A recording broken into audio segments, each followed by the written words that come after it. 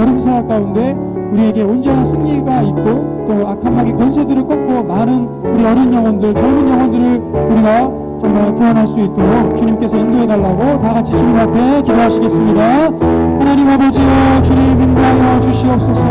우리 가운데 하나님 아버지, 주님 이제 우리가 전쟁터로 나아갑니다. 하나님, 우리가 악한 마귀 권세들을 정말 꺾기 위하여 주님 앞에 나아갑니다. 하나님 아버지, 주께서 인도하여 주시고 역사하여 주시옵소서.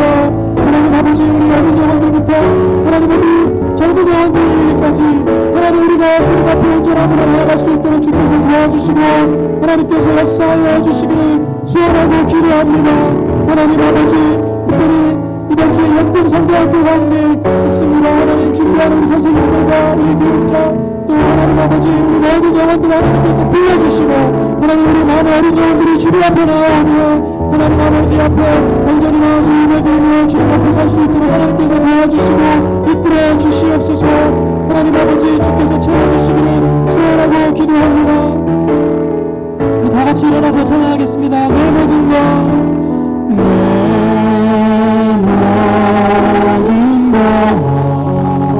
나의 생명까지 다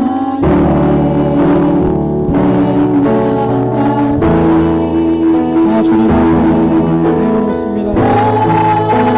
주님 앞에 드립니다. 주님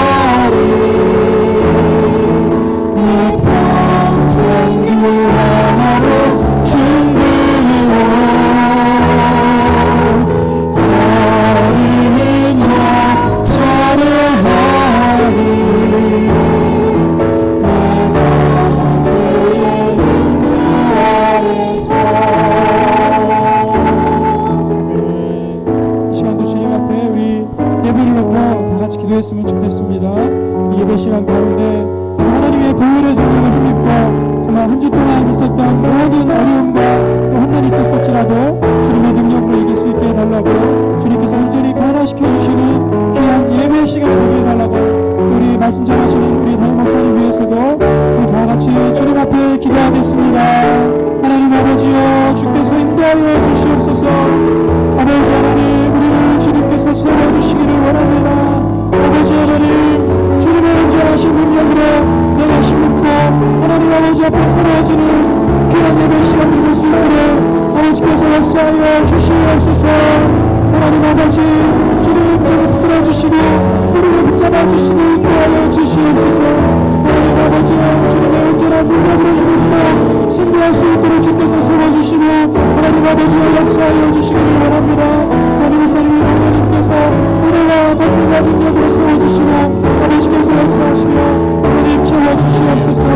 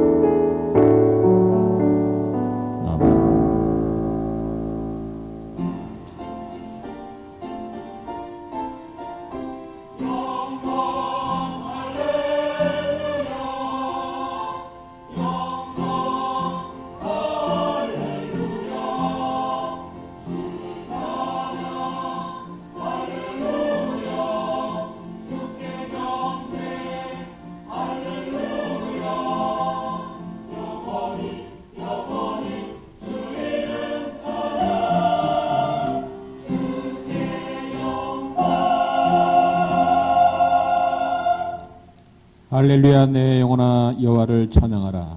나의 생전의 여호와를 찬양하며 나의 평생에 내 하나님을 찬송하리로다. 야곱의 하나님을 자기의 도움으로 삼으며 여호와 자기 하나님에게 자기의 소망을 두는 자는 복이 있도다. 하나님, 오늘도 우리에게 복의 근원 되신 우리 하나님을 높이며 그 하나님 앞에 가까이 나와 찬양하며 예배하는 자, 오늘도 주님이 예비하신 귀한 것으로 복된 것으로 채우시는 역사 만족하시고 우리의 심령에서 다시 한번 새로운 기쁨으로 샘솟게 하시는 역사 있게 하여 주실 줄로 믿습니다. 하나님 이곳에 임재하시고 우리들의 예배를 흠량하여 주시옵소서. 예수님의 이름으로 간구하며 기원하옵나이다. 아멘. 찬송가 380장으로 전향하겠습니다.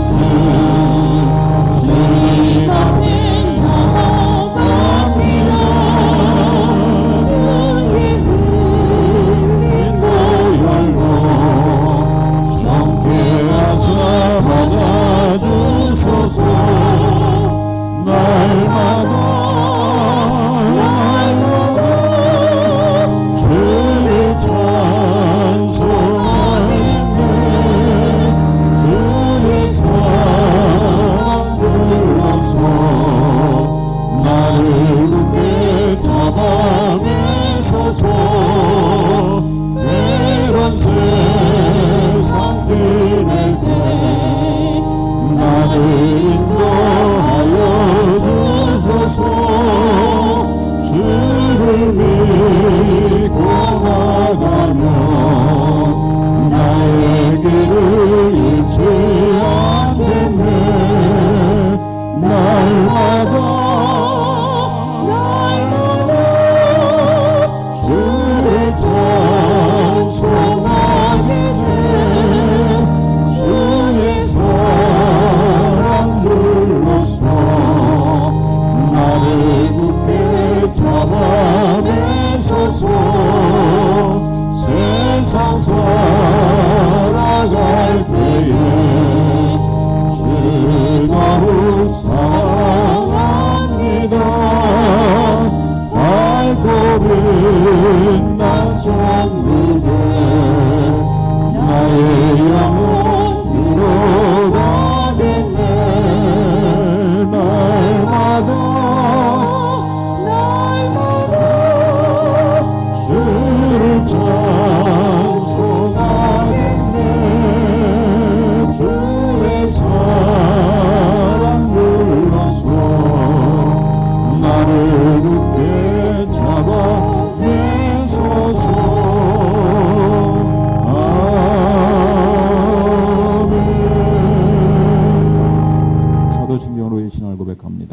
전능하사 천지를 만드신 하나님 아버지를 내가 감사하며 그의 아들 우리 주 예수 그리스도를 믿사오니 이는 성령으로 잉태하사 동정녀 마리아에게 나시고 본디오 빌라도에게 고난을 받으사 십자가에 못 박혀 죽으시고 장사한 지 사흘 만에 죽은 자 가운데서 다시 살아났으며 하늘에 오르사 전능하신 하나님 우편에 앉아 계시다가 저희로서 산자와 죽은 자를 심판하러 오시리라. 성령을 믿사오며 거룩한 공회와 성도가 서로 교통하는 것과 죄를 사해 주시는 것과 몸이 다시 사는 것과 영원히 사는 것을 믿사옵나이다. 아멘. 모두 자리에 앉으시기 바랍니다. 우리를 대표해서 정재관 수집사님 헌신의 기도 올려주시겠습니다. 우리를 사랑하시는 하나님 아버지께 찬양과 영광을 드립니다. 모든 삶을 주관하시며 구원의 생명을 베푸시는 주님, 허락하신 예배의 날 거룩하신 주님의 성전으로 불러 예배하게 하심을 감사드립니다. 회개합니다. 저희들 한 주간 살면서 언제나 자기의 기준으로 합리화하고 이기적인 욕심을 채우기 위하여 발버둥치는 삶을 살며 생명의 말씀을 묵상하지 못하고 한 영혼도 전도하는 일에 힘쓰지 못하였음을 회개하오니 용서하시고 저희들 무너진 영성을 말씀으로 회복되는 역사가 있게 하여 주시옵소서. 많은 사람들이 어렵다고 탄식하는 이 시대입니다. 때로는 절망하고 패배주의에 빠지기도 합니다. 또한 주님의 교회가 사람들로부터 멸시당하기도 합니다. 하나님 아버지, 우리 젊은이들이 준비시켜 주시어 이 위기 가운데에서 미래의 소망을 열어갈 수 있는 여호수아의 세대로 삼아 주시옵소서. 푸른 교회 청년과 예티 꿈땅 또 다음 세대가 언제나 하나님의 교훈을 마음에 새기게 하시고 지혜와 명철함을 얻는 빛의 자녀가 되게 하옵소서. 푸른 교회 성도들 또한 그 말씀을 통하여 세상을 살아갈 때에 오로지 주님 것이 되게 하시고 하나님 아버지께 충성을 다하는 종이 되게 하셔서 그 믿음으로 출전할 때 싸워 승리할 수 있는 삶을 살게 하시옵소서. 말씀으로 무장하고 믿음으로 무장하여 이 산지를 점령할 수 있는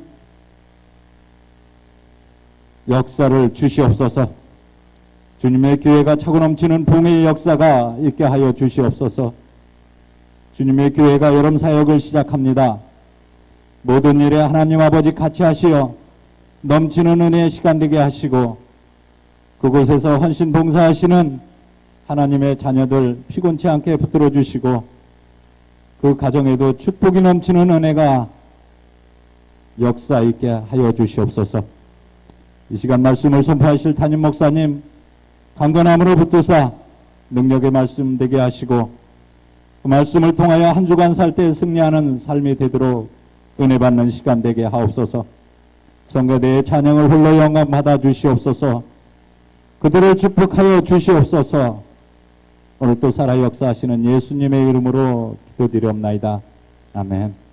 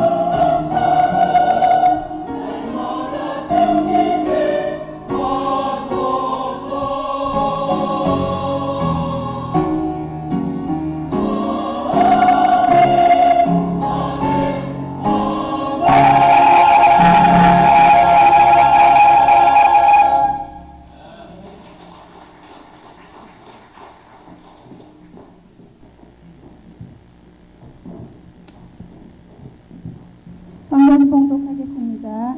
오늘의 말씀은 사무엘하 12장 16절에서 25절 말씀입니다. 다윗이 그 아이를 위하여 하나님께 간구하되 다윗이 금식하고 안에 들어가서 밤새도록 땅에 엎드렸으니 그 집의 늙은 자들이 그 곁에 서서 다윗을 땅에서 일으키려 하되 왕이 듣지 아니하고 그들과 더불어 먹지도 아니하더라. 이래 만에 그 아이가 죽으니라. 그러나 다윗의 신하들이 아이가 죽은 것을 왕에게 아뢰기를 두려워하니 이는 그들이 말하기를 아이가 살았을 때에 우리가 그에게 말하여도 왕이 그 말을 듣지 아니하셨나니 어떻게 그 아이가 죽은 것을 그에게 아뢰 수 있으리라. 왕이 상심하리로되 함이라. 다윗이 그의 신하들이 서로 수군거리는 것을 보고 그 아이가 죽은 줄을 다윗이 깨닫고 그의 신하들에게 묻되 아이가 죽었느냐 하니 대답하되 죽었나이다 하는지라. 다윗이 땅에서 일어나 몸을 씻고 기름을 바르고 의복을 갈아입고 여호와의 전에 들어가서 경배하고 왕궁으로 돌아와 명령하여 음식을 그 앞에 자리게 하고 먹은지라. 그의 신하들이 그에게 이르되 아이가 살았을 때에는 그를 위하여 금식하고 오시더니 죽은 후에는 일어나서 잡수시니 이 일이 어찌 됨이니까 하니 이르되 아이가 살았을 때에 내가 금식하고 온 것은 혹시 여호와께서 나를 불쌍히 여기사 아이를 살려주실는지 누가 알까 생각하거니와 지금은 죽었으니 내가 어찌 금식하랴. 내가 다시 돌아오게 할 수 있느냐. 나는 그에게로 가려니와 그는 내게로 돌아오지 아니하리라 하니라. 다윗이 그의 아내 밧세바를 위로하고 그에게 들어가 그와 동침하였더니 그가 아들을 낳음에 그의 이름은 솔로몬이라 하니라. 여호와께서 그를 사랑하사 선지자 나단을 보내 그의 이름을 여디디아라 하시니 이는 여호와께서 사랑하셨기 때문이더라. 아멘. 아멘. 우리 옆사람 인사 나누겠습니다. 오늘도 내 옆에 앉아주셔서 감사합니다. 당신에게 더 좋은 일이 있을 겁니다. 다시 한번 당신에게 더 좋은 일이 있을 겁니다. 감사합니다. 우리가 성경 인물 중에 물론 넌센스입니다. 별명을 좀 붙인다면은 모세, 산수를 제일 못하는 사람이죠. 모세. 성경 인물 중에 또 최고로 예언을 잘한 사람은 미디암. 미디 알았다 그래서 미디암입니다. 또 성경 인물 중에서 거지 근성이 제일 많은 사람은 쉽죠. 이거는 막달라 마리아. 또 이 사람 앞에서는 절대 비밀을 얘기하면 안 됩니다. 귀가 너무 밝기 때문에 들릴라. 또 이 서양에서 제일 빨리 왕이 된 사람은 바로 왕. 바로 왕이 됐다고 해서 또 우리가 성경 그 책을 가지고도 재밌는 별명을 붙일 수가 있습니다. 아기를 낳기 원하는 사람이 꼭 읽어야 될 책은 쉽죠. 이거는 에베소서. 그 다음에 이제 하나 더 낳기 원하는 사람은 에스더. 애를 써야 된다는 얘기입니다. 에스더. 또 부부싸움을 하고 바로 읽으면 안 되는 그런 성경책은 갈라디아서. 갈라서입니다. 잘못하면은. 우리가 이제 이렇게 재미난 성경의 말씀을 가지고 넌센스를 붙일 수 있는데, 그렇다면 이제 성경 인물 가운데서 여호와의 사랑을 입는 자라고 하는 뜻을 가지고 있는 인물이 있습니다. 누굴까요? 그가 바로 오늘 본문에 등장하고 있는 솔로몬이라고 하는 왕이었습니다. 사실 솔로몬이라고 하는 이름은요, 이것은 지혜라고 하는 뜻을 가지고 있어요. 지혜의 왕. 누구나 믿지 않는 사람들도 솔로몬을 지혜의 왕, 참 두 여인이 자기 애기라고 찾아와서 왕 앞에서 막 옥신각신할 때 아기를 반을 잘라서 각각 나눠줘라. 그랬더니 진짜 엄마는 내가 양보하겠습니다. 그러면서 아기를 죽이지 않겠는데, 가짜 엄마는 반이라도 잘라달라 막 이러면서 가짜 엄마와 진짜 엄마를 판별하는 이 솔로몬의 재판은 믿지 않는 사람들도 너무나 잘 알고 있는 이야기죠. 이 지혜의 왕, 사실 우리는 솔로몬으로 알고 있지만은 그것은 이제 다윗이 자기 아들을 향해서 지은 이름입니다. 그건 이제 지혜로운 왕, 평화의 왕 솔로몬입니다. 그렇지만은 오늘 본문에는 이 솔로몬의 이름을 선지자 나단을 하나님께서 보내셔서 그의 이름을 여디디아라고 부르도록 하셨다는 사실입니다. 이는 여호와께서 사랑하셨기 때문이다. 자, 사실은 우리가 이 솔로몬의 이야기, 이 여디디아 얘기를 오늘 하게 된 이유를 먼저 말씀드리면요, 참 우리가 이 세상을 살아가면서 사실은 부귀영화라고 하는 것만큼 좋은 게 어디 있겠습니까? 사람이 부귀영화를 누린다, 잘 산다, 참 그 사람이 대단한 권세를 가지고 대단한 영화를 누리며 산다. 우리가 그런 사람을 부러워하면서도 사실은 그렇지 않기 때문에, 그렇게 살지 내가 아무리 노력해도 그렇게 되지 않았기 때문에, 되지 못하기 때문에 아마도 이제 우리는 뭐 이 정도 만족하며 살겠다 하면서 우리가 살아가지만은 사실은 하나님의 축복을 받은 인물 가운데서 이 솔로몬만큼 대단한 인물이 없다는 사실입니다. 이 솔로몬이 실제로는 왕이 될 그런 서열이 아니었습니다. 다윗 왕의 아들 중에서 10번째 아들이었고요. 그리고 이제 다윗 왕이 서열로 본다면은 세 손가락을 해도 들지 않았습니다. 압살롬이 있었고요, 왕이 되려고 이미 반역을 모발을 냈던, 그리고 이제 그 동생 암논이 있었고, 그 다음에 미리 자기 스스로가 왕이 되겠다고 선포했던 아도니아라고 하는 자가 있었습니다. 그러나 그런 쟁쟁한 형들을 다 물리치고 10번째 아들이었던, 다윗의 순서로 본다면 10번째 아들이었던 다윗이 이 이스라엘 나라의 사울왕과 다윗왕의 뒤를 이어서 세 번째 왕으로 솔로몬이 세워지게 된다는 사실이죠. 바로 이러한 이유가 무엇일까? 또 이런 왕이 될 뿐만 아니라 왕이 되고 나서도 이스라엘 나라를 다윗왕이 모아놓은 이러한 재산들, 다윗왕이 또 넓혀놓은 이 지경, 땅의 지경, 그것은 애굽에서부터 저 유브라데까지 이르게 되는 넓은 영토를 그의 손주가 확장시켜 놨는데, 그것을 이제 평정해서 위대한 제국으로 만든 사람이 바로 솔로몬이었다는 사실입니다. 이 솔로몬이 얼마나 대단한 왕이었는지 우리가 이제 성경의 말씀 보면은 솔로몬 궁전에서 하루 소비되는 음식량을 보면 알 수가 있습니다. 하루치 음식을 얼마나 이 궁정에서 소비를 했냐면은 밀가루가 30가마, 굵은 밀가루가 가는 밀가루가 30가마, 굵은 밀가루가 60가마, 살찐 소가 10마리, 또 풀밭에 소가 20마리, 또 양이 100마리, 그리고 수많은 숫사슴과 노루와 암사슴과 살찐 새들이 그의 식탁에서 매일 소모가 됐다고 성경은 기록하고 있습니다. 그러니까 이 솔로몬의 이 영화가 얼마나 대단한지를 알 수가 있고요.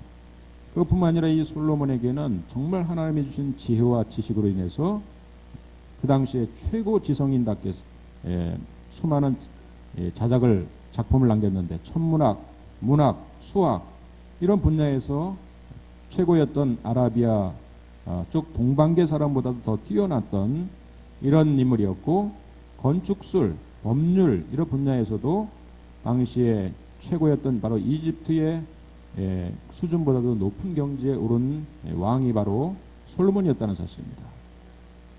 그가 지은 우리가 잠언, 전도서, 아가서, 그가 쓴 한 1000곡이 넘는 그런 노래들을 우리가 보면은 참으로 이제 그가 얼마나 대단한 인물인 것을 우리가 알 수가 있습니다.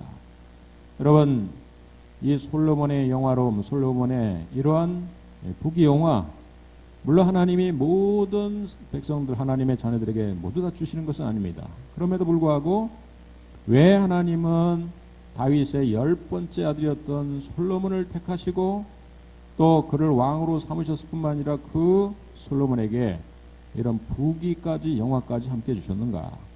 물론 우리가 그 답은 기도원에서 이 솔로몬이 자신이 왕으로 될 자격이 아닌데도 불구하고 왕으로 삼으신 하나님 앞에 나아가서 1000번제를 드린 그러한 대단한 사건을 우리가 기억할 겁니다. 1000번제라고 하는 것은 그것은 1000번제가 아니라 1000번제를 말하죠. 그래서 1000마리의 소, 그가 드릴 수 있는 최고의 것과 최선의 것을 하나님께 제물로 드리고 제사를 드렸습니다. 그래서 하나님으로부터 지혜를 받고 그런 위대한 왕이 됩니다. 우리가 잘 알고 있는 이 솔로몬에 대한 일반적인 그러한 하나님의 은혜를 받게 된 비결을 우리는 잘 알고 있을 것입니다. 그렇지만 여러분, 이제 오늘 우리가 사무엘 상하의 말씀을 계속해서 나누는 가운데 오늘 이 사무엘 하의 말씀에 등장하게 되는 바로 그의 이름이 여디디야라고 하는 이름을 하나님이 붙여주십니다.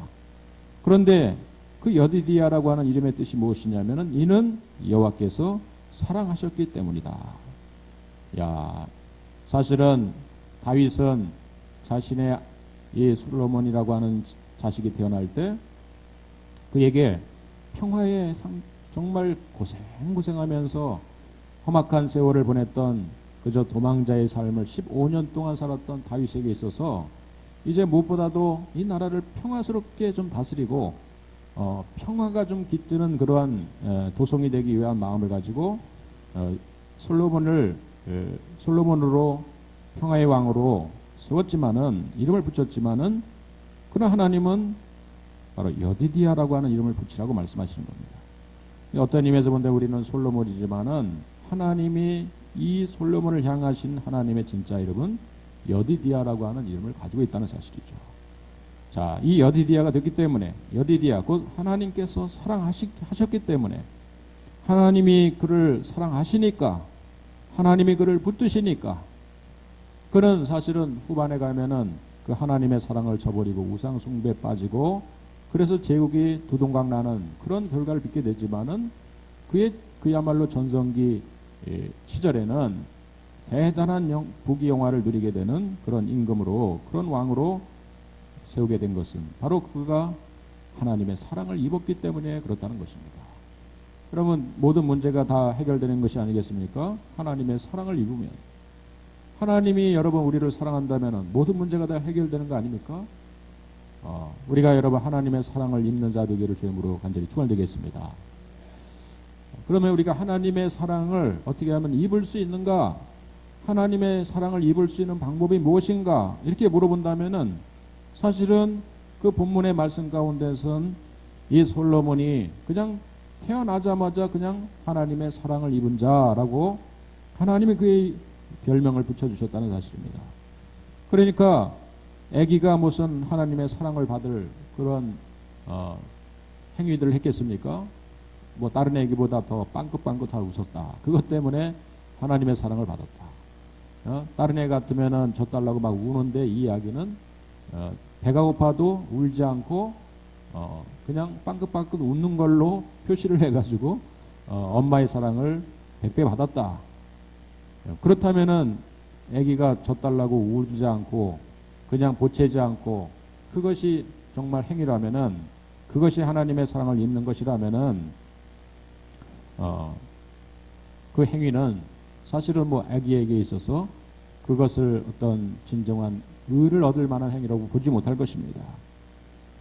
사실은 솔로몬은 아무 의로운 행위가 없었습니다. 그럼에도 불구하고 그는 하나님의 사랑을 받았어요.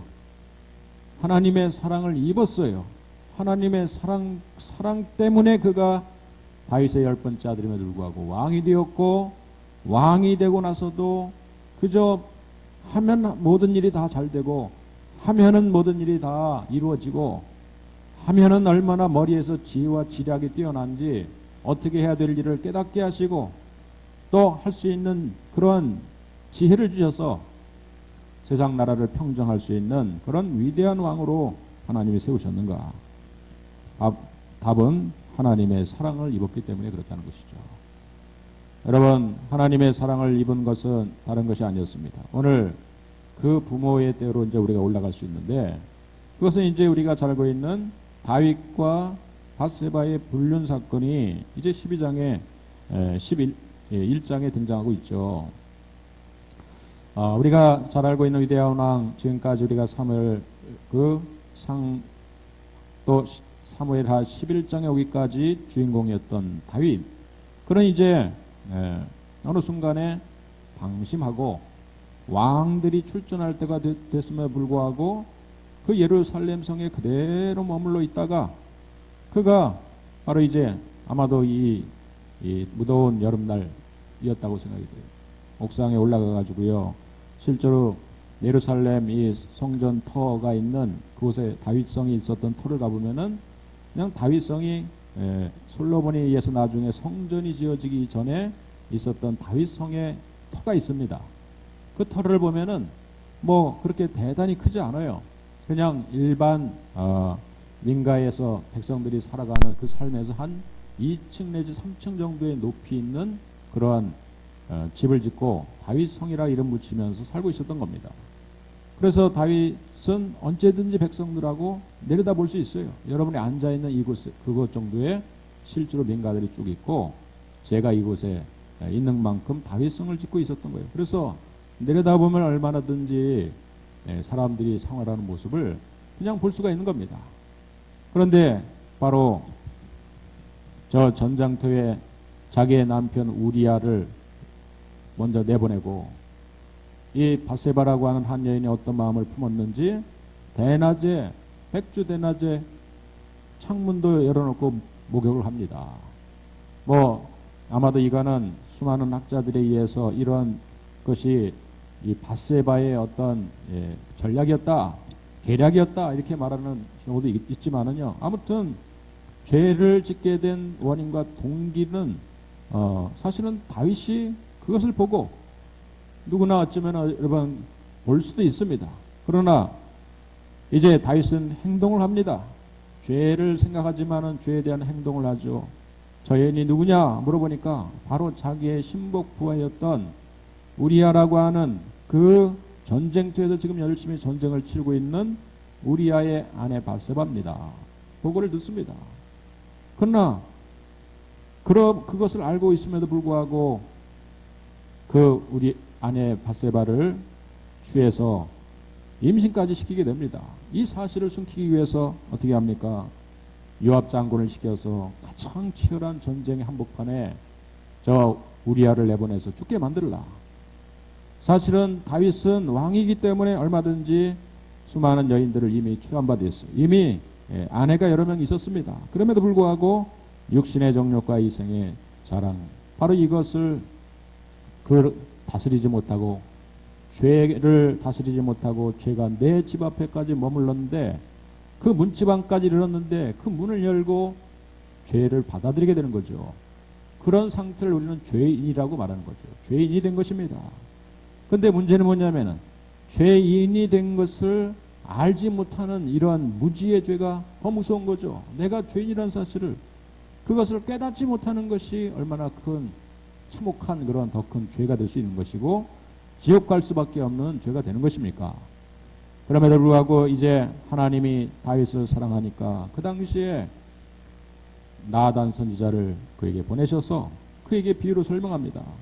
어떤 큰 부자가 있는데 부자에게는 자기의 수많은 양떼와 소떼가 있음에도 불구하고 가난한 집안에 이 어린 양 한 마리 길러서 그 양을 내 새끼처럼 기르고 있는 그런 집이 있는데 어느 날 손님이 왔는데 부자가 자기의 집에 있는 양을 잡지 않고 저 가난한 집에 자기 새끼처럼 기르고 있는 양을 잡아가지고 손님을 대접하게 만드는 그 일이 있었는데 그렇게 되면은 왕이요 과연 그런 일을 어떻게 판결을 해야 됩니까?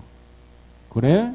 그런 나쁜 놈이 있어. 그렇다면은 당장 그를 붙잡아다가 죄를 묻도록 하거라. 그랬더니 나단 선지자가 바로 당신입니다. 이렇게 얘기하는 겁니다. 여러분 대단하죠? 나단 선지자도. 그래서 우리 조카 이름도 이 나단입니다. 근데 걔는 나단인데 별로 죄를 잘 지적 안 하더라고요. 얼마나 착한지. 아무튼 나단 선지자가 나다 당신입니다 라고 얘기할 때 이쯤 됐으면은요 강팍해졌다면은 사람이 그런 자기가 이 죄를 지적받을 때는 그 죄를 감추기 위해서라도 그런 죄책감을 모면하기 위해서라도 네가 감히 왕 앞에서 죄를 지적할 수 있느냐? 내가 그런 일도 못하느냐? 왕임에도 불구하고 그렇게 말했음에도 불구하고 다윗은 바로 죄의 나단 선지자의 지적이 하나님의 음성으로 듣고 하나님의 말씀으로 듣고 그 자리에 굴복합니다. 그 자리에 엎드립니다. 그리고 통회하며 자복합니다.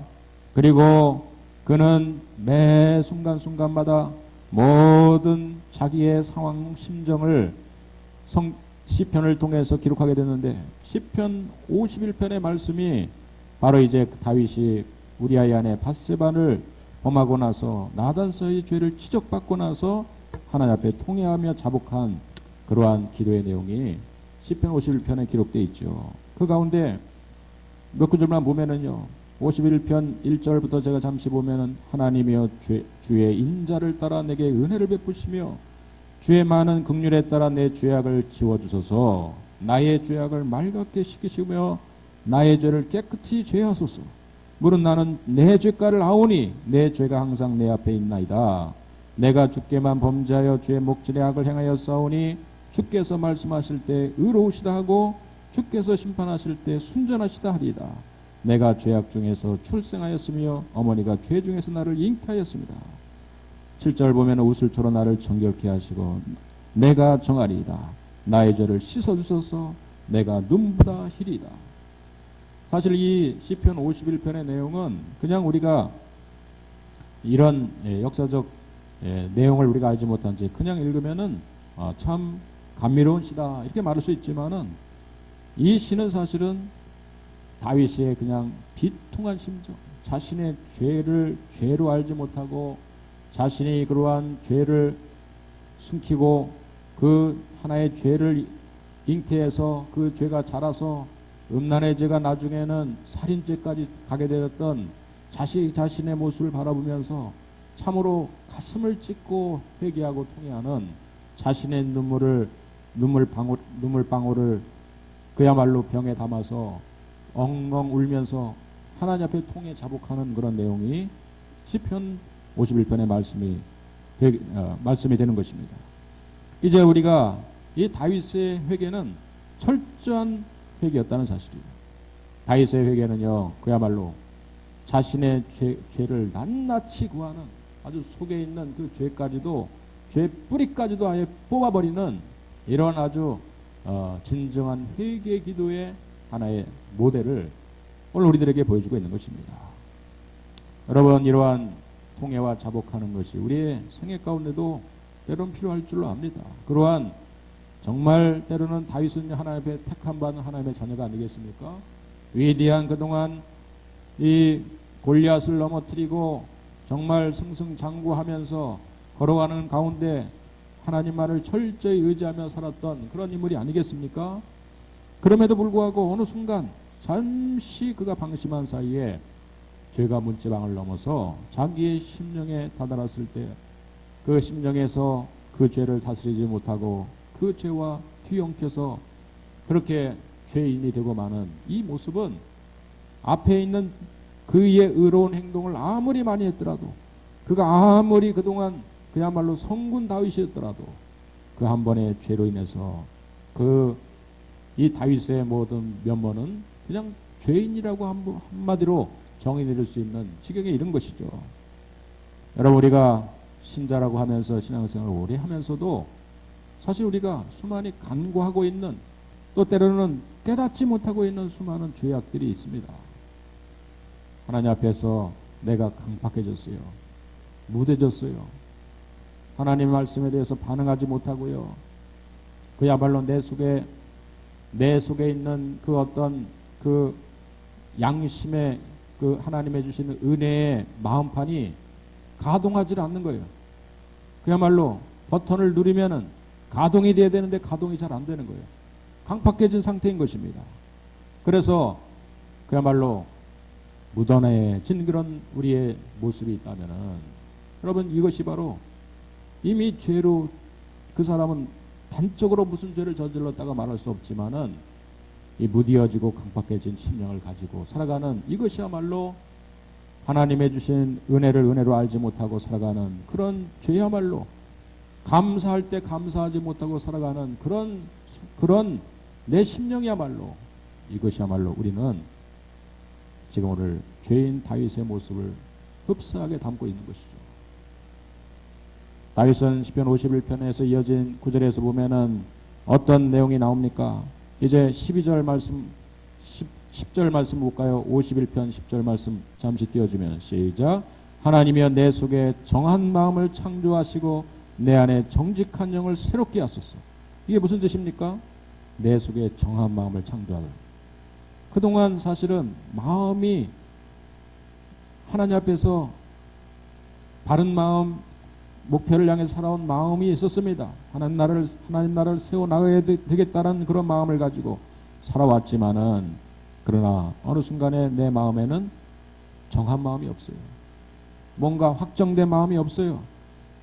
늘 사람들의 말에 의해서 흔들리고 분위기 따라 흔들리고 환경에 따라 흔들리는 그런 목표 없이 살고 있는 내 자신의 모습을 보면서 오늘 그것이 다윗의 마음처럼 하나님이여 내 속에 정한 마음을 창조하시고 내 안에 정직한 영을 새롭게 해달라고, 내 속에 있는 새로운 마음을 다시 한번 만들어 달라고 하는, 뭔가 어린아이처럼 순수한 마음으로 다시 한번 내 마음이 반응하고 내 마음이 다시 한번 뛰게 만들고 하나님의 은혜 앞에서 다시 감격하게 만드는 그런 마음을 내 속에서 새롭게 만들어 달라고 다윗이 기도하고 있는 것입니다.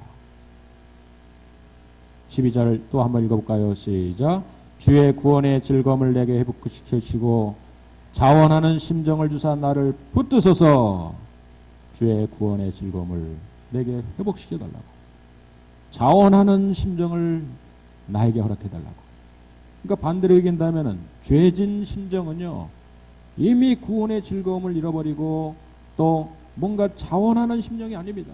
억지로 끌려다니고 억지로 지금 할 수 없이 행하게 되는 그런 마음이 바로 죄를 진 상태에 있는 사람들의 마음이죠. 하나님의 신자들이 죄를 질 수 있는가? 하나님의 백성들이, 물론 우리는 우리의 이 아담 때부터 내려온 원죄는 우리가 분명히 사해지고 예수 그리스도의 보혈의 피로 씻김받아 우리가 영원한 생명을 얻게 되는 그러한 자격은 다 누리게 됐지만, 그러나 이 죄악된 세상, 수많은 미혹과 유혹이 우리를 그야말로 우는 사자처럼 노리고 있는 이 세상 가운데는 우리는 순간순간 우리에게 찾아오는 이 죄의 권세를, 이 문지방을 넘으려고 하는 죄의 권세를 나도 자꾸 문을 열고 싶은 마음이 드는 겁니다. 여러분, 다시 한번 우리 속에 아직도 이러한 구원의 즐거움과 또 자원하는 그런 심령이 내 속에서 사라졌다면은 오늘 이 순간을 통해서 다시 한번 주 앞에 회개하고 돌아올 수 있는 시간 되기를 주님으로 축원드리겠습니다. 그러니까 그런 기도는요, 사실은 더 깊은 기도가 필요한 거예요. 우리가 예수를 믿고 나서 구원의 은혜에 대해서 감사하며 드리는 기도도 사실은 우리가 더 기도 시간이 필요할 수 있겠지만은, 그러나 이런 마음의 강박한 상태를 되돌리기 위한 이러한 어떤 그러한 방법은 기도가 더 깊어지면 안 되는 것입니다. 깊어지지 않으면 안 되는 것입니다. 기도의 시간을 더 늘리지 않으면 안 되는 것입니다. 그러니까 예수 믿고 나서 처음에는 기도 시간이 짧을 수밖에 없어요. 별로 기도할 내용이 없어요. 그러나 우리가 믿음이 더 깊어가고 신앙이 더 깊어가면 갈수록 바로 우리 안에 있는 이 죄의 문제가 끝까지 나를 괴롭힙니다. 죽을 때까지 괴롭히는 거예요. 이 죄를 다스리고 내 속에서 이 죄와 싸우는 싸움은 이거는 평생 싸워야 되는 겁니다. 신자라면. 여러분, 이 여름에 우리가 어떤 여러 가지 목표도 가지고 또 휴가 계획도 갖고 있지만은 다시 한번 뭔가 주님 앞에 더욱 우리가 좀 가까이 나가서 우리 안에 이런 자원하는 심령을 좀 달라고, 구원의 즐거움과 감격, 교회 다니는 이유, 교회 다니는 이 즐거움을 좀 회복시켜 달라고 여러분 이렇게 뭔가 주님을 다시 한번 깊이 있게 만날 수 있는 그런 시간으로 이 여름을 보내기를 주님으로 축원드리겠습니다. 참 그러할 때 우리 안에 참 여러분 샘솟는 거예요. 근데 그런 여러 가지 방법이 있어요. 나 혼자 가서 산속에 가서 기도원에 가서 뭐 발 담그고 기도할 수도 있겠지만은, 제가 보기에는 여름 성경학교 수련회 할 때 뭐 청년들 저 강원도 간다 그러잖아요. 예? 그럴 때 여러분들이 그냥 함께 그냥 참여해서 그냥 성경학교 같이 하고 수련회 같이 하다 보면 아이들하고 뒤섞여 있다 보면은요, 이상하게도 몸은 피곤하지만은 우리의 심령은 뭔가 어린아이 같이 닮아지는 겁니다. 그러면서 구원의 기쁨도 회복되고 자원하는 심령도 회복되고, 뭔가 내가 참으로 왜 살아야 되는지, 왜 교회를 다녀야 되는지 이유는 그냥 있어서는 안 되는 거예요. 우리가 하나님의 선한 사역에 함께 동참하고 선한 싸움에 함께 동참하다 보면은 우리는 어느 순간에 왜 싸워야 되는지를 알게 되는 겁니다. 그러나 뒤에서만 있는 사람은 절대 왜 우리가 싸워야 되는지를 모르는 거예요. 적진에 들어가 이 한복판에 들어가서 그냥 치열하게 한번 싸워본 이런 영적 전쟁을 치러본 그런 사람들은 왜 우리가 싸워야 되는지를 알고 왜 우리가 우리의 마음이 무장하지 않으면 안 된다는 사실을 깨닫게 되는 겁니다. 여러분, 다윗처럼 일순간에 잠시 방심했어요.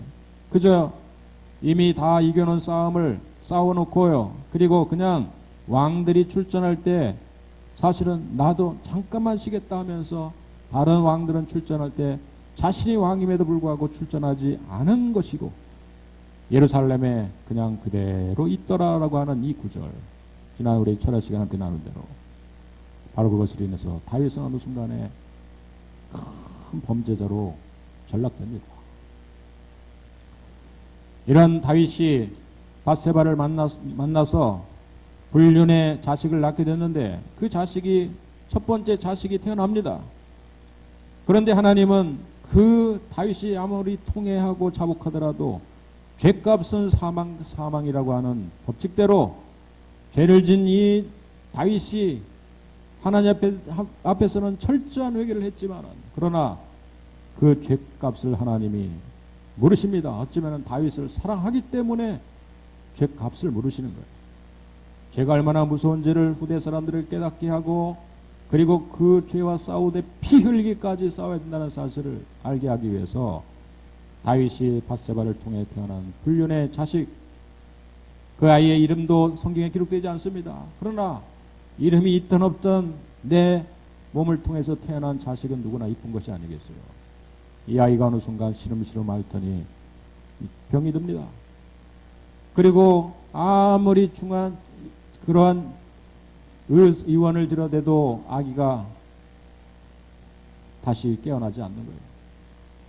다윗은 그래도 하나님의 마음을 돌이키고자 하는 그러한 간절한 마음을 가지고 하나님의 존전 앞에 가서 엎드립니다. 통회하며 자복하며 금식하며 이 아이를 살려달라고, 하나님 이 죄값을 저한테 치르시지 왜 내 자식에게 돌리시렵니까? 그러면서 간절히 하나님께 기도하지만은, 그러나 그 자식을 하나님께서 거두가십니다. 이게 이제 다윗과 밧세바를 통해 첫 번째 난 자식의 그렇게 죄값을 치르게 하시는 이것을 보게 돼요. 다윗은 참 놀라운 정말 하나님의 사람이었어요. 다윗이 그 아기가 그야말로 중병이 들려 죽을 병이 들어서 신음할 때는 먹지도 않고 자지도 않고 하나님 앞에 나가서 통회하며 자복하며, 신하들이 다 나와서 그래도 기도하더라도 잡수시면서 기도해야 되지 않습니까? 그러면서 신하들이 나가서 다윗을 달래보지만은 밥을 먹지 않았습니다. 그런데 이제 그 다윗이 그 자식이 죽었다는 얘기를 듣자마자 다시 그는 밥상을 차려라 그러면서 음식을 먹고 옷을 갖춰 입고 그렇게 나섭니다. 신하들이 궁금해서 묻습니다. 아니, 아기가 아플 때는 그렇게 금식하시더니 아기가 죽고 나니까 왜 그렇게 식사를 하십니까? 금식을 끊으십니까? 그랬더니 유명한 말이 있죠. 이르되 12장 22절이죠. 아이가 살았을 때 내가 금식하고 운 것은 혹시 여호와께서 나를 불쌍히 여기사 아이를 살려주시는지 누가 알까 생각함이었거니와 지금은 죽었으니 내가 어찌 금식하랴? 내가 다시 돌아오게 할 수 있느냐? 이는 그에게로 가려니와 그는 내게로 돌아오지 아니하리라 하니라. 하나님이 모든 생사의 탈권을 주고 계시고, 하나님은 또 합력하여 선을 일시를 하나님의 또 다른 놀라운 준비를 하고 있다는 사실을 이미 다윗은 알고 있기 때문에 그 순간 앞에 이제 하나님 앞에 겸비된 자세를 가지고 더 이상 매달리는 이런 자세가 아니라 겸손히 하나님의 뜻을 기다리는 그런 자세로 다윗은 돌아오게 되는 것이죠. 바로 이 상황이 지금 이 솔로몬이 태어나기 직전의 상황이었습니다. 그러니까 우리는 솔로몬이 태어나고 솔로몬의 이름을 다윗은 평화의 왕으로 짓게 만들지만, 평화의 사람으로 솔로몬이라고 하는 이름을 짓게 만들지만, 그러나 바로 그 죄를 지적하고 다윗의 죄를 지적하고 또 다윗이 회개하게 만들었던 이 나단 선지자를 하나님이 다시 보내셔서 하시는 말씀이 뭐냐면은 솔로몬이라고 이름하지 말고 그의 이름을 여디디야라고 하라. 여디디야. 곧 이는 여호와께서 사랑하셨기 때문이다. 이게 여디디야라고 뜻은 하나님이 사랑하신다라고 하는 뜻을 가집니다. 이 하나님의 사랑을 받았기 때문에 그 이후에 이제 이미 다윗에게 있어서 하나님의 내가 이제 나의 자식들이 수많이 있을 텐데 그 자식들을 가운데서 자신의 후계자로 이제 삼아야 될 터인데 과연 누구를 과연 내 후계자로 삼을까를 생각했겠죠. 다윗도 인간적인 생각을 했겠죠. 그러나 여러분, 하나님의 사랑을 입는 바로 이 여디디야라고 하는 이 솔로몬만큼 나의 이 하나님의 나라를 더 잘 다스릴 수 있는 사람이 있겠는가? 아무리 그 외에 대단한 인물이 출중한 압살롬 또 그 외에 수많은 인물이 있더라도 결코 하나님의 사랑받는 자를 이기지 못할 줄 알았던 것이죠. 하나님의 사랑을 받는 사람이라면은 모든 것을 다 할 수 있는 거예요. 하나님의 사랑을 받는 사람이라면은 그가 무엇을 하든지 다 하나님의 사랑 속에 있으니까 하나님의 그를 축복하지 않겠습니까? 하나님이 그를 붙잡지 않겠습니까? 하나님의 나라를 바로 하나님의 사랑을 입은 자가 통치하고 있다면은 그 하나님의 나라는 부국강병을 이루지 않겠습니까? 그러니까 여러분, 바로 이 솔로몬을, 바로 이 하나님이 사랑을 입은 여디디야를 그런 자신의 후계자로 세울 수밖에 없었다는 사실이죠.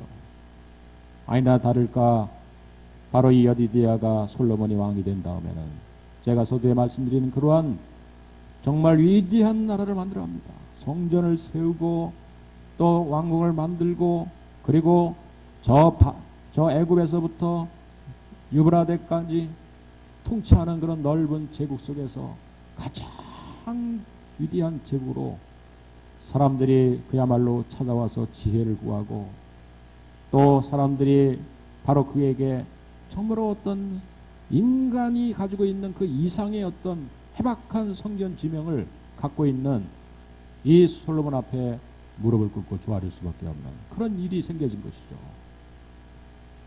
바로 솔로몬은 다시 말씀드리면 그냥 한 일이 별로 없어요.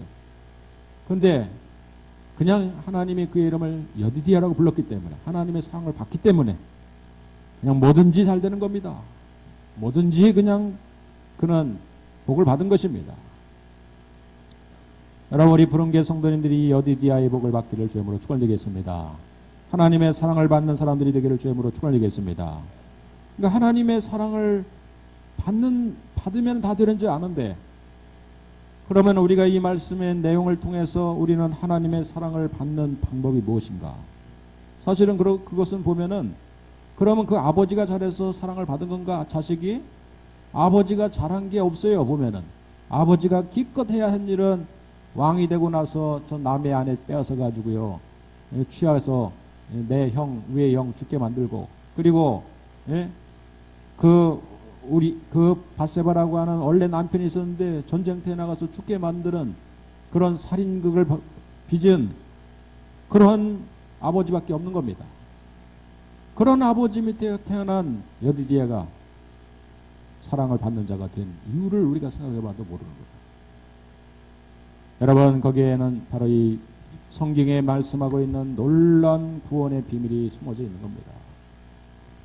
오늘 이 자리에 있는 우리가 하나님 앞에 어떤 선한 일을 많이 했다 할지라도, 물론 다윗의 행적을 보면은 그 이전에 이 우리아의 아내 바세바를 범하는 이 죄를 짓기 이전의 상태는 참으로 정말 사랑을 받을 만한, 그 자식을 하나님이 축복해 주실 만한 많은 선한 일을 했다라고 말할 수 있어요.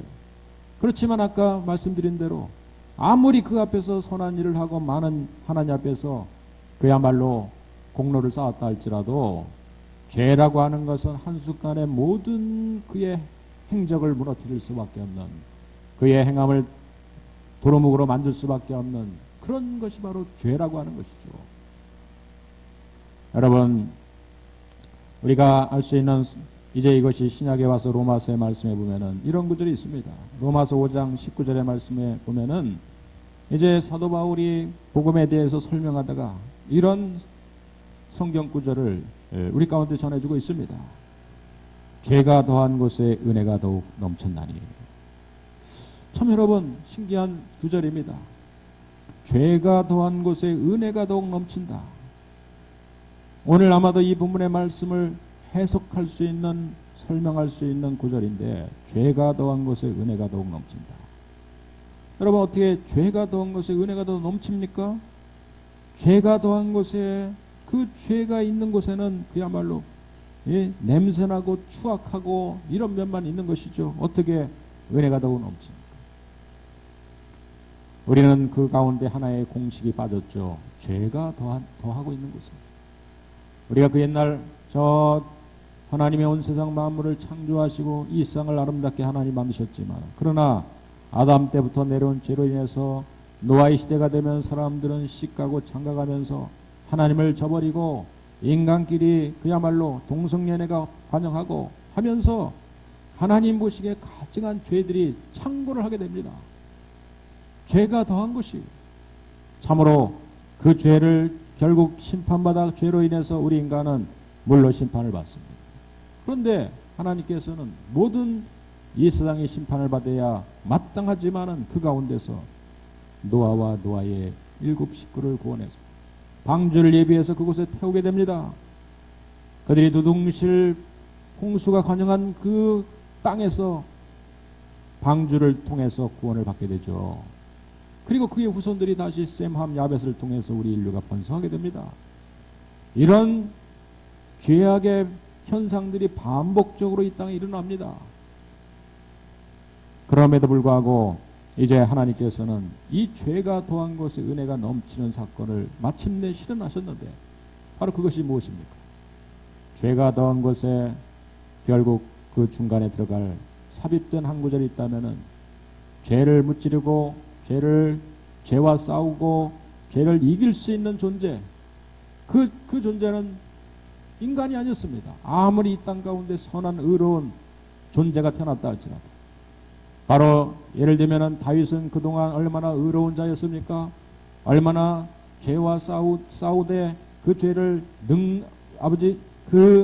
늠름하게 싸워서 이겨서 골리앗이라고 하는 그런 권세를 싸워서 이겨내서 다윗이라고 하는 자는 결코 패배자가 없을 것 같고 결코 패배한 일이 없을 것 같고 결코 지지 않을 것 같은 이 다윗왕.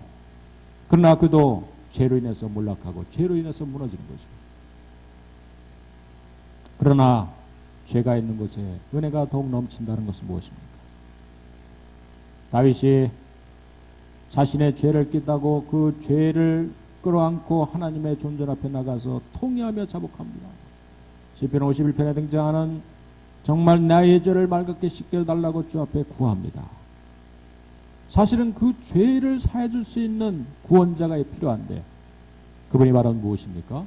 그분은 바로 사실 앞으로 다윗 이후에 천년 후에 오실 예수님이셨어요.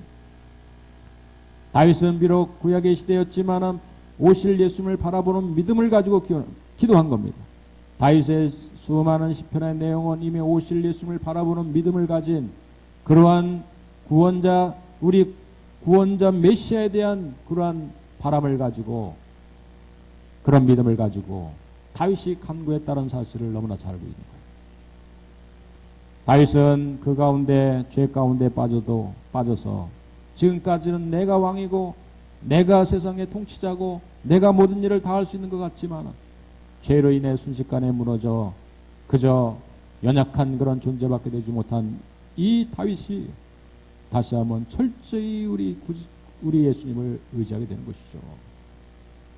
여러분, 죄가 더한 것에 은혜가 넘친다는 것은 무엇입니까?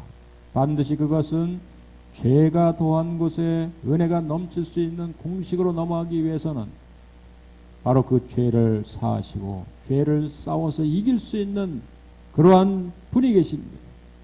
바로 그분이 우리 주 예수 그리스도이신 것을 믿으시길 주님으로 축원드리겠습니다. 여러분, 그렇습니다. 예수님이 바로 그 안에 개입되지 않고서는 이길 수 없는 거예요. 이게 바로 십자가의 사건인 것입니다. 이게 바로 성경에 말하는 구속사의 은혜의 공식이라는 것입니다. 십자가가 없이 우리가 과연 이겨낼 수 있을까요? 십자가의 보혈의 능력 없이 우리가 죄를 싸워서 이길 수 있을까요? 나 혼자의 힘으로 죄와 아무리 싸워서 이겨보려고 노력하지만은 내 속에 찾아오는 수많은 이 죄악의 권세를 내가 과연 이겨낼 수 있을까요? 무찌를 수 있을까요? 아무리 양심으로 싸워보려고 하고 내가 수행을 하고 참선을 하고 노력하더라도 이겨낼 수가 없는 겁니다. 여러분, 우리의 힘으로 되지 않음을 스스로 인정하시며 그 안에 바로 예수 그리스도의 십자가를 우리의 죄의 모든 면에다가 대입할 수 있는 은혜의 공식을 대입할 수 있는 역사가 일어나길 주님으로 간절히 축원드리겠습니다. 할렐루야. 바로 그것이 다윗의 방법이었어요. 사실 오늘 본문에 등장하고 있지 않지만 그가 시편의 수많은 내용을 통해서 그는 바로 이 십자가의 공식을 대입하고 오실 예수님을 바라보는 믿음으로 다시 무장하게 될 때 바로 이제 그에게는 태어난 자식은 선자 나단을 통해서 하나님이 명하시기를 여디디아라고 이름을 붙이자고 하는 거예요. 이는 여호와께서 그를 사랑하셨기 때문에 여디디아라고 이름을 붙이는 거예요. 은혜를 이 죄를 통과하고 은혜의 세계로 넘어오게 된 거예요. 죄가 더운 것에 은혜가 넘쳤나니. 그렇다고 해서 로마서 6장 1, 2절의 말씀을 보면은요, 우리가 은혜를 더하게 하려고 죄 가운데 거할 수 있느냐? 그럴 수 없느니라. 죄에 대하여 죽은 우리가 어찌 그 가운데 더 살리요. 사실은 이제 은혜의 세계로 넘어오기 위해서 십자가의 공식을 대입했지만은 그러면은 내가 더 넘치는 은혜의 삶을 살기 위해서 내가 더 죄 가운데 더 낮아진다면, 죄로 인해서 더 참혹하게 내가 그냥 더 나쁜 사람이 돼버리면 나중에 은혜 받으면 더 완전히 달라지겠지.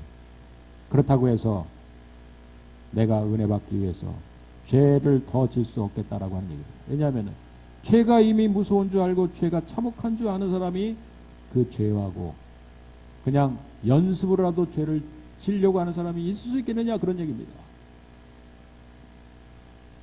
오늘 우리가 이 말씀을 읽으면서 결국 우리는 다시 한번 솔로몬이 부국강병을 이루고 솔로몬이 대단한 그 당시의 부귀영화를 누리게 된 배경과 이유를 우리가 함께 나누고 있는 가운데 있는데, 결국에는 그 부모의 다윗의 이러한 죄 가운데, 심각한 그 죄 가운데 처했던 이 다윗의 그 다음에 은혜로 넘어오는 세계 가운데 중간에 다윗의 철저히 주님을 의지하고 십자가를 의지하고 십자가를 붙드는 이런 모습이 다윗에게 있었기 때문에 오실 메시아를 바라보는 믿음을 그가 다시 한번 그의 심령 안에 다시 한번 모실 수 있었기 때문에 어느 순간 그에게 조금씩 은혜의 빛이 비추기 시작합니다. 하늘에서 새까맣게 먹구름이 피어 있다가 그곳에서 그 먹구름이 갈라지면서 하늘의 빛이 비추기 시작해요. 그 빛이 얼마나 찬란한지 우리가 경험했을 것입니다. 이 장마철에 요한복음 1장 14절에 보면은 말씀이 육신이 되어 우리 가운데 거하심에 우리가 그의 영광을 보니 아버지 독생자의 영광이요 은혜와 진리가 충만하더라. 할렐루야. 참으로 이 받게 되는 은혜, 이 받게 되는 이 영광, 죄를 짓고 났지만은 그러나 그 죄를 용서받게 되는 그 과정, 그리고 그 죄를 십자가의 권세 앞에서 그 죄를 주 앞에 온전히 맡겼을 때 십자가를 바라보고 그 십자가를 의지하며 나온 그 사람에게 주시는 이 하나님의 은혜가, 그 하나님의 은혜의 세계에서 누리게 되는 복이 얼마나 큰지를 알게 하기 위해서 바로 솔로몬이라고 하는 그 아들에게 죄를 짓고 태어난 죄의 씨앗이 아니겠습니까? 그럼에도 불구하고 이 솔로몬에게 이름조차도 하나님의 사랑을 받는 자라고 하는 이름을 붙여주고, 그리고 그 솔로몬이 그 여디디야가 왕이 될 수 없음에도 불구하고 왕이 되게 만들고, 그리고 누릴 수 있는 부귀영화, 또 그가 짜낼 수 있는 모든 지혜와 전략, 지략을 다 솔로몬에게 그냥 줄 수 있는, 세상에 줄 수 있는 축복의 모든 것들을 솔로몬에게 여디디야에게 계속해서 하나님이 부어주신 거예요.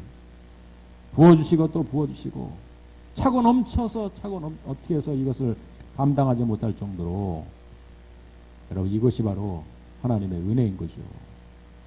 이게 십자가를 통과한 사람들이 받아 누리게 될 진정한 하나님의 은혜인 것이죠. 여러분 이 은혜를 받아 누리길 주님으로 간절히 축원드리겠습니다. 하나님 앞에 십자가를 통과한 자들에게 받아 누릴 축복이 얼마나 큰지를 하나님이 깨닫게 하기 위해서 솔로몬을 축복하신 거예요. 솔로몬에게 부귀영화를 주신 거예요. 우리는 그냥 성경은 스토리가 아닙니다. 하나의 역사, 이스라엘의 역사의 이야기가 아닙니다. 성경은 바로 이 십자가 얘기를 하기 위해서 우리 가운데 주시는 하나님의 계시의 책이에요. 우리는 창세기 1장에서도 십자가를 발견할 수 있고요, 또 요한계시록에도 십자가를 발견할 수 있는 거예요. 그저 마태, 마가복음에서만 십자가를 발견한 것이 아니에요. 십자가의 복음의 이 은혜가 십자가를 통과한 자에게 주실 하나님의 축복이 얼마나 큰지를 알기 위해서 솔로몬을 과대 축복해 주신 거예요. 지금 보면 여러분, 혹시 우리가 정말 하나님 앞에 은혜를 받아 누리기 원한다면 십자가 앞에 다시 한번 이 여름에 가까이 한번 나아갈 수 있는 기회로 삼으시길 주님으로 축원드리겠습니다. 그러니까 우리가 다른 방법이 아닌 거예요. 야, 내가 축복 받아야지, 내가 은혜 받아야지, 내가 하나님의 사랑을 받아야지. 물론 11조도 열심히 하고 또 우리가 성경학교도 열심히 수고하고 봉사하고 이런 일도 우리 가운데 하나님의 사랑을 받을 수 있는 길이 될 거예요. 그러나 하나님이 원하시는 마음의 심령은 뭐냐면, 내가 내 아들을 너에게 주기까지, 너에게 이 땅에 보내서 십자가에서 죽게 만들기까지 내가 너를 구원하는 방법을, 내가 너를 사랑하는 방법을 썼는데도 불구하고 이 땅에 살아가는 하나님의 자녀라고 하는 사람들이 그 십자가의 은혜를 모르는 거예요. 십자가의 비밀을 모르는 거예요. 그것이 얼마나 큰 축복의 길로 가는지를 모르고 그냥 세상의 종교처럼 선행을 하고 참선을 하고 그저 착한 일 많이 하면은 내가 복을 받을 수 있는 것처럼 생각하게 만드는 거예요.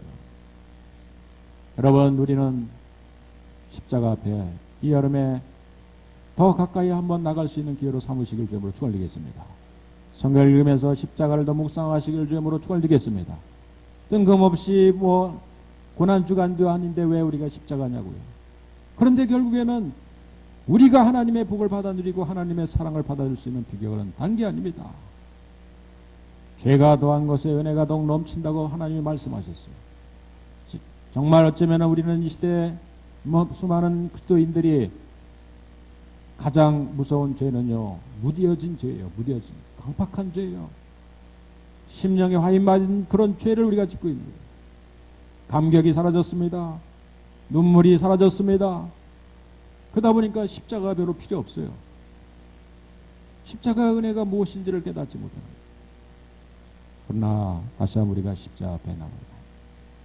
십자가 앞에 한 걸음 한 걸음 나갈 때 우리 순간에 어느 순간에 나도 모르지는 하나님의 은혜가 물밀치 밀려오면서 나를 덮고 나를 새롭게 만드시고 내가 새로운 피조물로 변화되는 이런 모습을 만나게 되니까 나는 어느 순간에 새 사람 되는 겁니다. 솔로몬이 아니라 여디디아가 되는 것이죠. 하나님의 축복을 받을 사람으로 이미 준비되어 있는 것이죠. 여러분, 이 십자가를 다시 한번 의지하며 이 여름에 주님 앞에 가까이 나갈 수 있는 그러한 주의 백성들, 하나님의 축복을 받을 수 있는 사람 되기를 주님으로 간절히 축원을 드리겠습니다. 할렐루야. 우리 찬양 부를 때 십자가를 찬양하면서 한번 찬양을 부르겠습니다. 예수 십자가에 흘린 피로써 그대는 씻기어 있느냐. 찬송가 함께 부릅니다. 예수 십자가에 흘린 피로써. 259장입니다. 우리 십자가를 한번 묵상하면서 전하겠습니다.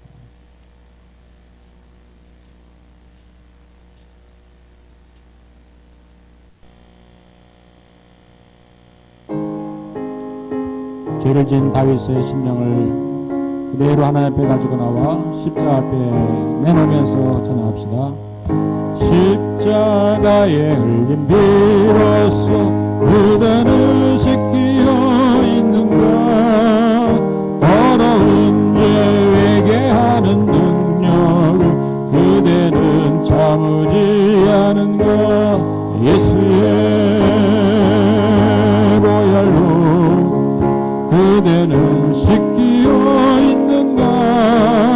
마음속에 여러 가지 죄악이 깨끗이 씻기어 있는가. 주 예수와 만나서 늘 함께 그대는 행동을 하는가. 아무 때나 어디서나 그대 십자가 붙들고 있는가. 예수의 보혈로 그대는 씻기어 있는가. 마음속에 여러 가지 죄악이 깨끗이 씻기어 있는가. 주님 예수 다시 올 때 그대는 영접할 예복이 있는가. 그대 몸은 거룩한 곳 천국에 들어갈 준비가 됐는가. 예수의 보혈로 그대는 씻기어 있는가.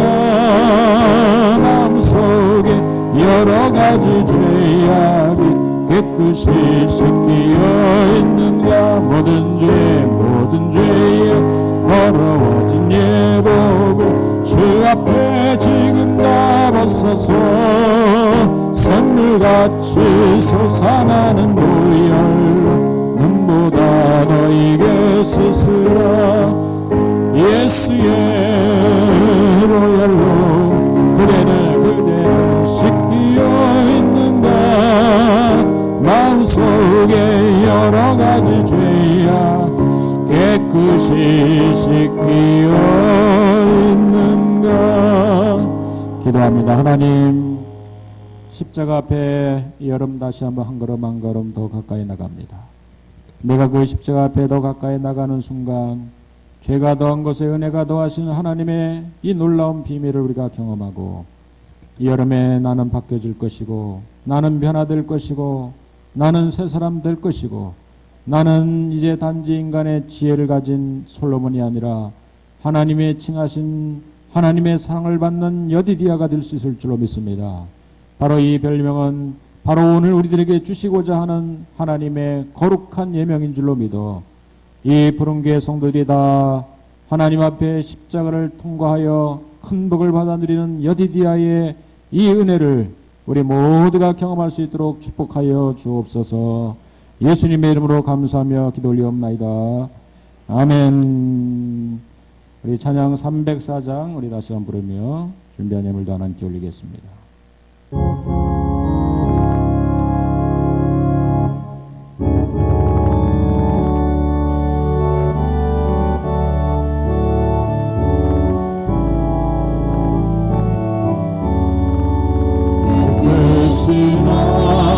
하나님의 사랑 말로 다 영영 못하네. 저 높고 높은 별을 넘어 이 낮고 낮은 땅 위에 죄로 마냥 업무하려 그 아들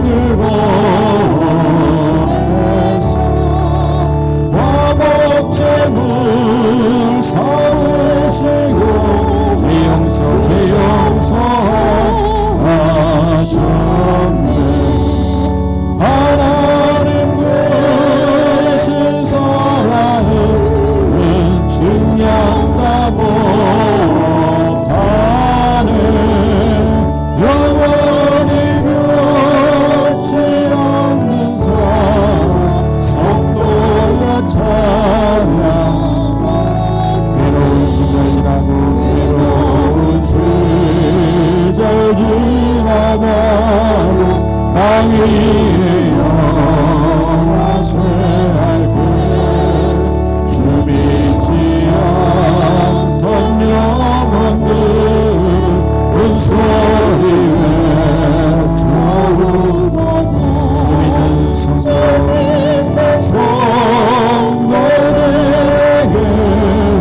큰 사랑 베푸사 우리의 죄 사했으니 그네 이제 하나님 크신 사랑은 증량다 못하네. 영원히 변치 않는 사랑 성도여 찬양. 3절은 다같이 일어나서 함께 부르겠습니다.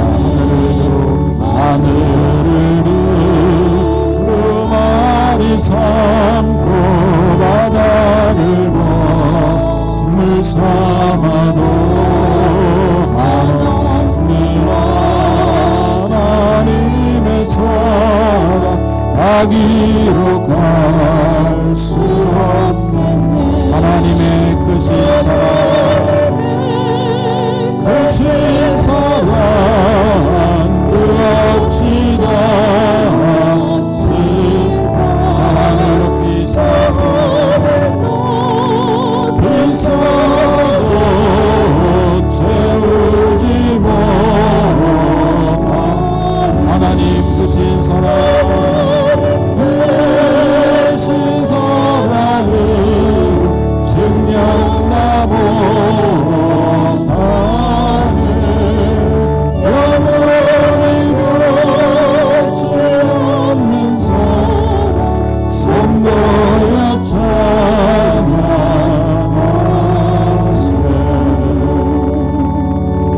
우리 여름 성경학교 수련회가 이번 우리 다음 주 예꿈 7월 23일부터 이제 시작이 됩니다. 본격적으로 여러분들 함께 기도로 협력해 주시기 바랍니다. 다음 세대와 함께하는 금요 기도회가 이번 주부터 우리 예꿈 꿈땅 또 부모님이 함께하는 금요 기도회가 있겠습니다. 나머지 강건은 주보를 참고해 주시기 바랍니다. 드려진 예물 위해 기도하고 주도를 마칩니다. 하나님, 다시 한번 우리가 의지할 바는 십자가밖에 없습니다. 우리가 붙들 힘과 능력은 바로 십자가밖에 없습니다. 우리가 이 여름에 다시 한번 묵상하고 되새겨야 될 바로 그 목표는 십자가밖에 없습니다. 십자가 더 붙들고 나가는 자에게 은혜를 더하시고 하나님의 축복을 더하시며 살아갈 생기를 허락하시고 또 살아갈 능력을 주실 바로 그 원동력이 십자가임을 믿습니다. 오늘 바로 그 십자가를 통과한 다윗이 그 아들을 통해서 하나님의 놀라운 축복을 받아들였던 것처럼 이제 우리가 믿음의 성도들 때로는 아버지 하나님의 교회까지 발걸음을 옮겼지만은 내가 한 사람의 신자라고 일컬음을 받지만은 진정한 십자가의 대속의 은혜, 십자가의 보혈의 은혜, 죄가 더한 것에 은혜가 더해지는 이 놀라운 비밀을 알지 못하는 그러한 믿음의 연약한 자 되지 않게 하시고 그 십자가를 힘있게 붙들어 십자가를 통과한 성도가 되어 십자가의 구속의 은혜에 감격하며 살아가는 주의 백성들 되어 마침내 죄와 싸워 백전백승할 수 있는 믿음의 큰 사람들이 되게 하여 주시고 하나님의 더불어 주시는 하나님의 사랑 속에 허락하시는 하나님의 축복도 마음껏 누릴 수 있는 주의 백성 모두 다 되게 하여 주시옵소서. 오늘도 귀한 예물을 주 앞에 올렸습니다. 주께서 받으시고 흠량하시고 이 하나님 나라가 세워지는 모든 필요한 곳에 이 예물들이 쓰임받게 하시고 드린 자의 손길은 30배, 60배, 100배로 결식케 하는 하나님의 복의 복을 더하시는 역사 있게 하여 주시옵소서. 지금 우리 주 예수님의 은혜와 하나님의 사랑과 성령의 교통하심이 여디디아의 칭호를 바로 하나님 우리에게 예비하시고 마련해 주신 줄로 믿어 하나님의 사랑을 받는 자 바로 그 여디디아가 내가 되기를 간절히 소원하며 십자가의 구원의 은혜를 바라며 오늘도 나가는 죄 백성들 그 발걸음마다 이 한 주간 우리의 남은 생애 위에 우리의 사랑하는 자녀들 미래와 앞길 위에 지금부터 영원토록 함께 있을지어다. 아멘.